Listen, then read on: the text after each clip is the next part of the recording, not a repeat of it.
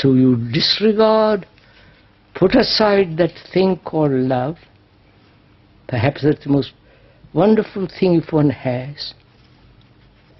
And are so caught up in this vortex of one's own desire, of one's own pleasure.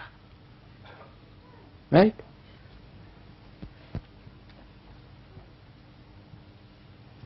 So we are always wanting not only sexual satisfaction, but gratification in every direction, which is based on pleasure. And that we call love. For that love will kill each other, right? Love of the country. Oh, please. So, when you're at the end of this, you say, why has man, woman, given this one thing so extraordinarily important?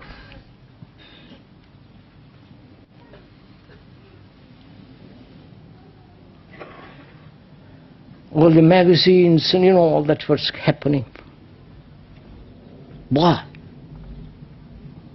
Is it man, woman, have lost their creative capacity? Not sexual capacity. You understand? Creative capacity. To be able to see, to be a light to themselves.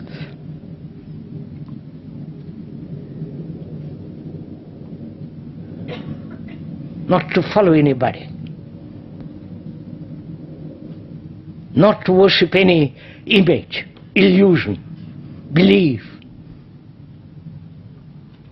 When you put aside all that, and you have understood your own petty little desires,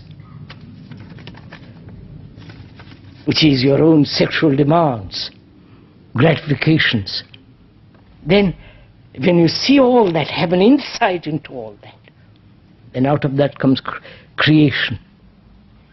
It doesn't mean painting a picture, writing a poem. That sense of ever freshness, you understand? Having a mind that is fresh, young, innocent all the time, not clouded, burdened with all kinds of memories, dissatisfactions, fears and anxiety. When you have lost all that, there is a totally different kind of mind.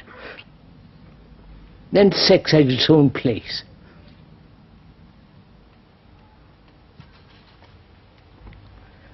But when sex becomes a means of religious endeavor, you understand what I'm saying? Then we'll get completely bogged down.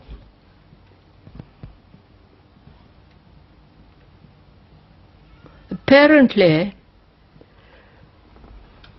we don't have that quality of skepticism. You understand? To be skeptical about one's own demands.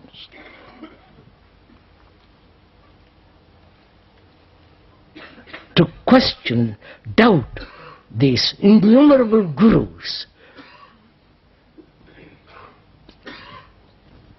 And doubt also becomes rather dangerous.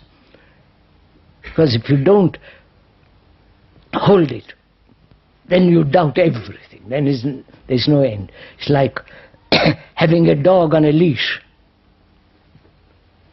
You must let it go occasionally, or often, so that the dog enjoys himself, runs about. In the same way, doubt must be kept on a leash and also take away the leash. So the mind is, mind being your heart, your brain, your emotion, everything active. Not just directed in one direction, which is sex, sex, sex.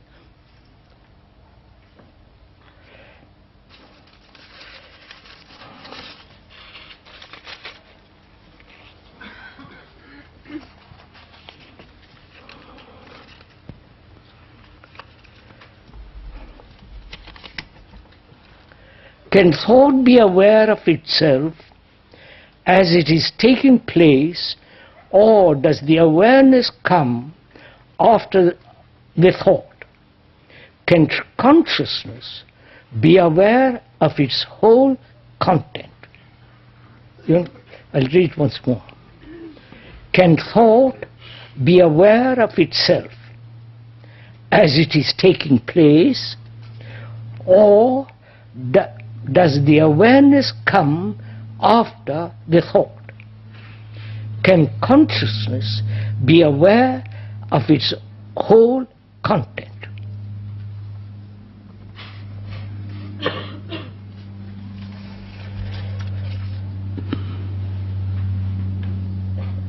Most of us are aware after the happening,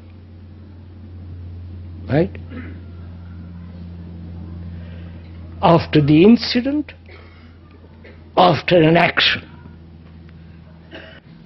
Then we say, I should have done, I shouldn't have done. The questioner asks, can thought be aware of itself as it arises, not after, which is fairly simple, which is what most of us do. But the question is, can thought as it arises, can there be awareness of that? You understand the question? You understand the question at least?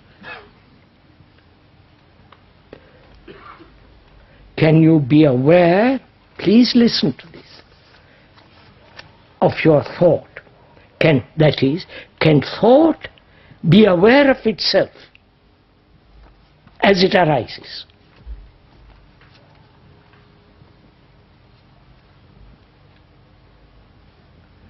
You understand the question? That is, one's whole life is based on thought. Thought recognizing the emotion, the sentiment, the romantic feelings, the imagination, so on. Thought is recognizing all this, right? Oh, I'm very emotional, and so on.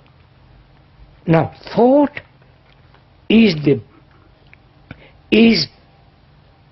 our instrument of all action, right? Therefore, there is no spontaneity. If you look into yourself seriously, spontaneity can only exist when there is complete, total freedom. Psychologically. So can your mind be aware of itself as thought arises? That is, is there an awareness as when you begin to be angry? You follow all this? Can there be an awareness as jealousy arises? Can there be an awareness as greed comes like a... Be aware of that. Can there be? Or you are aware that you have been jealous, or that you have been greedy, or that you've been angry. That's fairly simple. Most of us do that. But to be aware so attentively, you can see for yourself the anger coming